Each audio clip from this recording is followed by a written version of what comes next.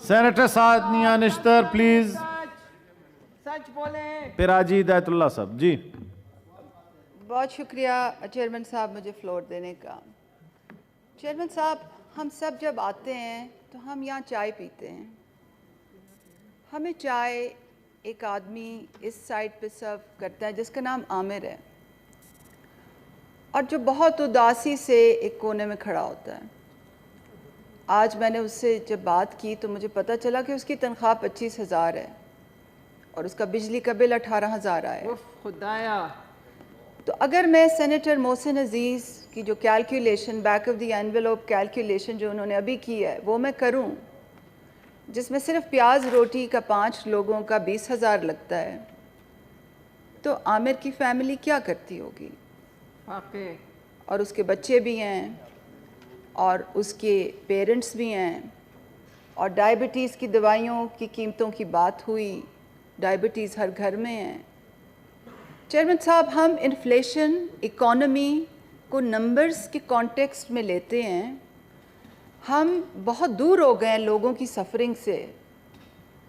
جو سفید پوش آدمی ہیں، جو کلرک ہے، جو گھر 40,000 لے جاتا ہے، جو فیکٹری ورکر ہے جس کی تنخواہ 70,000 ہے، جو سفید پوش کسی ریسٹورانٹ میں کام کرتا ہے، ہم بہت دور ہو گئے ایسے لوگوں کی مشکلات سے. انفلیشن پاکستان میں جتنی آج ہے اتنی کبھی بھی نہیں تھی، اور یہ میرے سارے کالیگز اس پر بات کر چکے ہیں.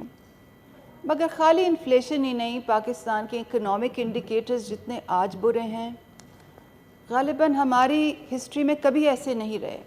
شیم. آپ ڈالر کو دیکھ لیں، آپ ریزروز دیکھ لیں. ہمارے ریزروز لارجلی اس وقت ڈپازٹس پہ بیسڈ ہیں، اور یہ کتنا پریکیریس ہے یہ اکانومسٹس مجھ سے بہتر جانتے ہیں.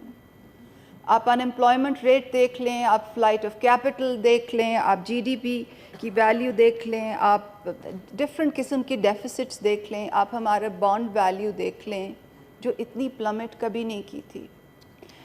تو ایک جو چیز، if there is one thought I'd like to leave you with، وہ یہ ہے کہ سیاسی عدم استحکام میں دنیا کی کوئی اکانومی ٹھیک نہیں ہو سکتی، اور اس سیاسی عدم استحکام میں کوئی آپ کو جینیس بھی لے آئیں، کوئی آپ نوبیل پرائز ونر بھی لے آئیں، وہ اس اکانومی کو ٹھیک نہیں کر سکے گا.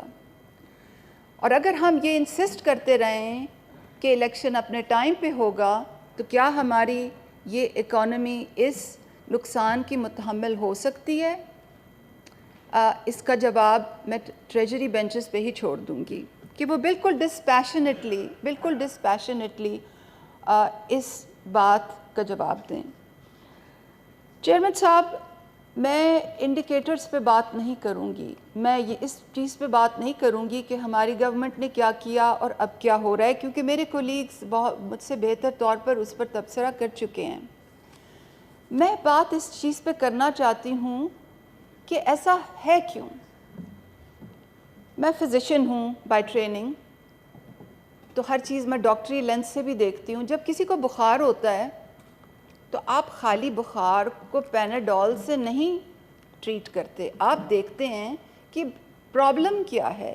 کیا اس کو کینسر ہے، اس کو انفیکشن ہے تو کس جگہ کی انفیکشن ہے، کون سی اینٹی بائیوٹک استعمال ہوگا. آپ کاز کو ڈھونڈتے ہیں، اور ہمیں چیئرمین صاحب کاز دیکھنی چاہیے کہ ہمارے ملک میں یہ کیوں ہو رہا ہے، بار بار یہ کرائسیز. 5 چیزوں پہ بہت مختصراً میں بات کرنا چاہتی ہوں.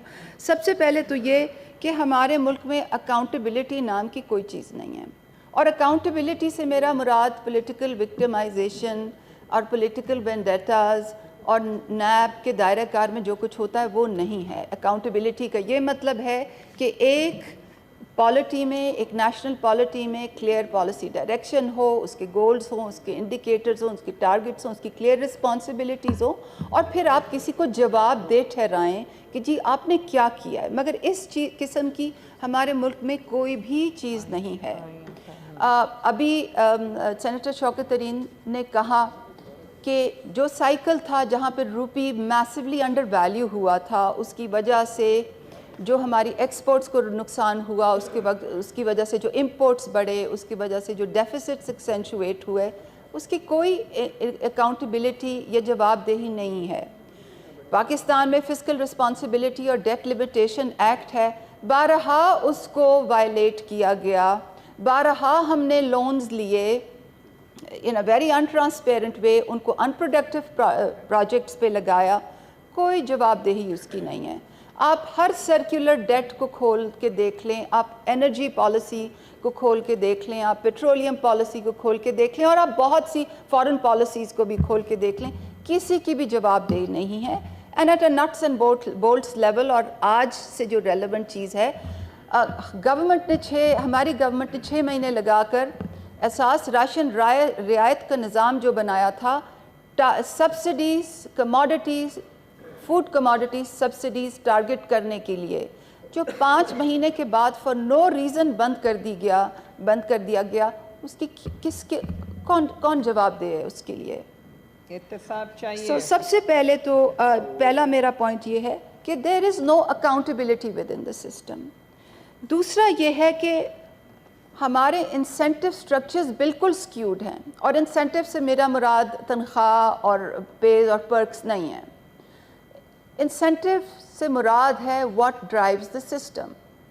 یہاں ایک روایت پڑ چکی ہے کہ آپ ان بیوروکریٹس کو ریوارڈ کریں گے جن کی پولیٹیکل ایلیجنسز ہوں، اور جب کسی سسٹم میں نہ اکاؤنٹیبلٹی ہو اور جہاں بیوروکریٹس کو ریوارڈ کیا جائے فار پولیٹیکل ایلیجنسز، یہ ایک ٹاکسک کمبینیشن ہوتا ہے ایک ملک کی پروگرس کے لیے۔ 2013 میں پہلی دفعہ جب فیڈرل منسٹر بنی تھی 2 مہینے کے لیے کیئر ٹیکر گورنمنٹ میں، تو جب میں نیچے اتری میں نے ایک پیپر لکھا تھا جو لانسٹ میں پبلش ہوا تھا، بڑی مشکل سے لانسٹ پبلیکیشن لیتا ہے، reflections from the tenure of a minister, اور میں آپ کو بھی سرکولیٹ کروں گی تاکہ آپ مناسب سمجھیں تو سب کو بھیجیں۔ اس کا کرکس یہ تھا کہ government focuses on every thing accept the things that matter for its performance. آپ الیکشن جیتتے ہیں، آپ کیبنٹ بناتے ہیں، آپ لوگوں کو عہدے پہ لگاتے ہیں، بٹ پرفارمنس، اکاؤنٹیبلٹی، انسینٹیوز کا جو یہ کمبینیشن ہے، آپ اس پر کام ہی نہیں کرتے۔ You set up the government to fail. So دوسری میرا پوائنٹ یہ ہے۔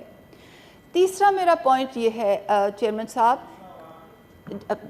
5، کہ ہم نے انسٹیٹیوشنل پروسیسز کو بالکل مسمار کر دیا ہے، تباہ کر دیا ہے، مسمار کر دیا ہے، اور اس کی ایک السٹریشن ہم نے ابھی وہ دیکھی ہے جب پرائم منسٹر نے یہ کہا کہ اگر ہمارے ملک کو ڈیٹ ریلیف نہ ملا تو I don't know exactly what he said, but he said کہ ہم بالکل تباہ ہو جائیں گے، it will be a crisis if we do not get debt relief. Look what it did to the bond value. Look what it did to the bond value. The bond value crashed. اب ان کو اگر ہمارا system function کر رہا ہوتا، یا اگر decision makers system کو ویلیو کرتے، تو I would have assumed کہ ان کو پراپرلی بریف کیا جاتا کہ آپ نے کمرشل ڈیٹ اور بانڈز اور سکوک کو ڈفرینشیٹ کرنا ہے from Paris Club and the rest of the bilateral debt, مگر ایسا نہیں ہوا۔ جو بھی لائن منسٹری ہے، یا جو بھی سسٹم ہے، یا جو بھی فارن آفس تھا، یا جو بھی لوگ تھے، انہوں نے شاید ان کو یہ بھی بریف نہیں کیا کہ پیرس کلب کے 60% ڈیٹس already reschedule ہو گئے ہیں for 38 years in 2001، اور اکنامک سروے 2002-2003 میں یہ ایکچولی آرٹیکولیٹڈ ہے۔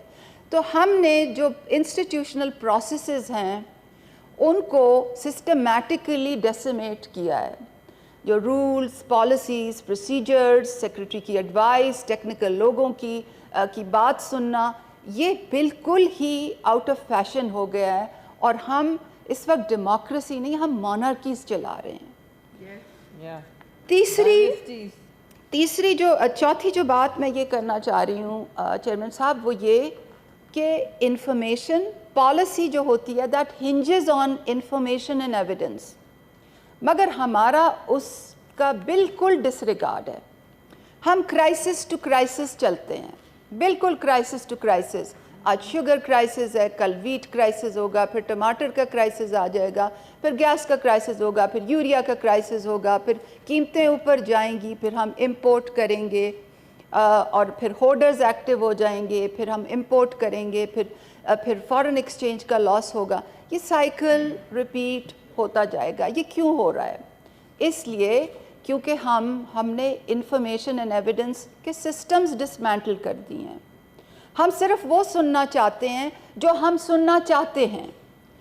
ہمیں جو انفارمیشن لا کے دیتا ہے اس نے کبھی کانفلکٹ آف انٹرسٹ سائن نہیں کیا ہوتا. ہمیں جو انفارمیشن لا کے دیتے ہیں وہ لاسٹ منٹ کیبنٹ میں لا کے دیتے ہیں یہ بتانے کے لیے جی کہ کل اگر اس چیز کی پرائس مقرر نہیں کی تو آسمان گر جائے گا اور اس کی شارٹیج ہو جائے گی. ہم کبھی اس بات پہ نہیں فوکس کرتے کہ انفارمیشن کے ڈفرینٹ سورسز ہوتے ہیں, انڈیپینڈنٹ سرویز ہوتے ہیں, سرویلنس ہوتا ہے, انٹرنیشنل مارکیٹ کی پرائسز دیکھنی ہوتی ہیں, لوکل مارکیٹ کی انڈیپینڈنٹلی پرائسز دیکھنی ہوتی ہیں. آپ نے ود ان سیکٹر ٹرائنگولیشن کرنی ہوتی ہے, اکراس دا سیکٹر ٹرائنگولیشن کرنی ہوتی ہے. آپ نے انڈیپینڈنٹ لوگوں کی آواز سننی ہوتی ہے, اوور ویکس آپ نے کنسلٹیشنز کرنی ہوتی ہے, پھر آپ نے فسکل ڈیسیجنز کرنے ہوتے ہیں. اور ہم نے یہ سسٹمز بالکل ڈسمینٹل کر دیے ہیں. اور پانچویں اور آخری میری بات یہ ہے کہ ہم پالیٹکس کو بالکل ایک کوئی سمجھتے ہیں کہ پالیٹکس ایک پاور سٹرگل ہے. چیئرمین صاحب 13 جماعتیں اس وقت کیبنٹ میں بیٹھی ہوئی ہیں, 13 جماعتیں کیبنٹ میں بیٹھی ہوئی ہیں. وہ نیب پہ تو کنسنسس کر سکتی ہیں, کیا وہ اس چیز پہ کنسنسس نہیں کر سکتی کہ ڈیٹا انالیٹکس استعمال کر کے جو ٹیکس ایویڈرز ہیں ان کو نوٹس بھیجا جائے اور اپنا ریونیو ڈیفیسٹ پورا کیا جائے؟ کیا وہ ان ٹیکس سیکٹرز کو ٹیکس کرنے کا ڈیسیجن نہیں کر سکتے؟ کیا وہ منیمم ویج پر سے اسٹے آرڈر ختم نہیں کر سکتے؟ 13 کیا وہ ہر سیکٹر میں ہمیں کراس پارٹی کنسنسس کی ضرورت رہی ہے پچھلے 70 سالوں سے, چاہے وہ ایجوکیشن ریفارم ہو, ہیلتھ ریفارم ہو, انرجی ریفارم ہو, واٹر ریفارم ہو. اور ہر دفعہ جو ریفارم مائنڈڈ لوگ جب پیپر لکھتے ہیں تو ان کا پہلا اوپننگ پیراگراف یہ ہوتا ہے کہ ہمیں پالیسی کنسسٹنسی چاہیے, کیونکہ ایک گورنمنٹ ایک چیز کرتی ہے, دوسری گورنمنٹ اس کو ہٹاتی ہے, تیسری گورنمنٹ تیسری چیز کرتی ہے.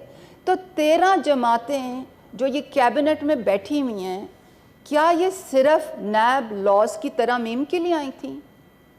I asked them, this is your only chance to get policy consistency. انہوں نے کیوں نہیں کیا؟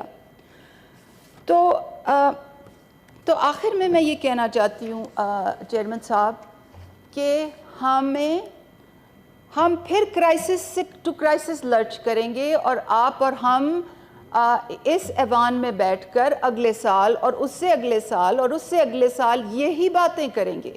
اگر ہم نے یہ بنیادی چیزیں, یہ بنیادی ستون ٹھیک نہیں کی ہے, اگر ہم نے اکاؤنٹیبلٹی کا میکنزم انگرین نہیں کیا, اگر ہم نے پرفارمنس اینڈ انسینٹیوز کی alignment in the right order نہیں کی, اگر ہم نے انفارمیشن اینڈ ایویڈنس کو جو اس کی ڈیو امپورٹنس ہے اور اس کی انسٹیٹیوشنل سٹرکچرز ہیں اس کو مین سٹریم نہیں کیا, اگر ہم نے اپنے اداروں کی رسپیکٹ نہیں کی, اور اگر ہم پالیٹکس کو صحیح معنوں میں پالیٹکس نہیں سمجھتے, اور اس میں سب سے بڑا جو پلر ہے وہ کرپشن کی روک تھام ہے. It augurs no confidence in the people. It augurs no confidence in the people, chairman صاحب, کہ جو کیبنٹ 3/4 آف دا کیبنٹ جو ہے اس کے اوپر کیسز ہیں. It augurs no confidence in the system. تو اور اینڈ میں یہ کہنا چاہتی ہوں کہ سب کو یہ سمجھنا چاہیے کہ آج آپ افلاطون کو بھی لے آئیں, آپ کسی نوبیل پرائز ونر کو بھی لے آئیں, یہ جو سیاسی عدم استحکام ہے اس کے ہوتے ہوئے کوئی بھی کسی بھی ملک کی اکانومی ٹھیک نہیں ہو سکتی, اور ہماری بھی نہیں ہوگی. اور جو الیکشن کو ملتوی کرتے جا رہے ہیں they will be ultimately responsible for the heavy price this country will pay. We are accountable to عامر جو باہر ہمیں چائے پلاتا ہے. اور وہ یارڈ سٹک ہے جس سے ہم جج کیے جائیں گے چیئرمین صاحب. So we must understand the cost of our decisions. Thank you very much. NRO. Honorable Senator